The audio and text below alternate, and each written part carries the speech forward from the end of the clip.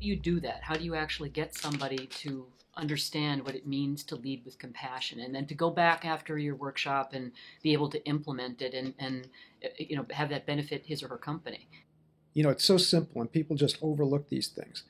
I had an executive coaching client one time, an executive mentoring client, and his original question was, how do I motivate my team? Mm.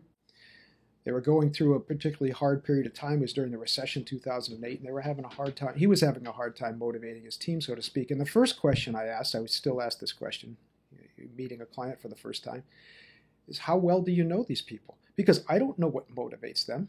Now, we make a distinction between motivation and inspiration as well, right? A manager, a typical manager will motivate or try to motivate anyway. You can do that very simply. You can do that with incentives, or you can do that with punishment. All motivation is calling someone to a specific action. Or I like to say, moving people toward meeting a certain expectation. Mm-hmm. Inspiration is about exceeding those expectations. Now, in order to inspire somebody, in order to connect them with a deeper sense of purpose, you've got to get to know that person. So a very simple step you could take, and like I said, it's not just going to motivate people, it will inspire them.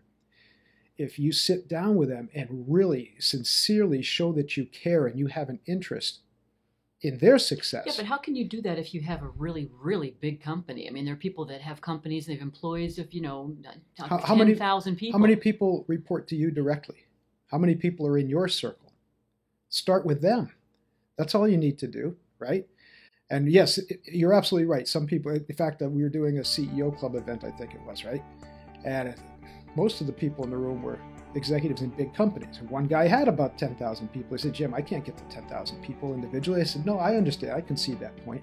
But can you embed that idea in your culture so strongly that every single person knows they can go to their supervisor, the person they report to most directly, right? Mm-hmm. And know that that person cares about them?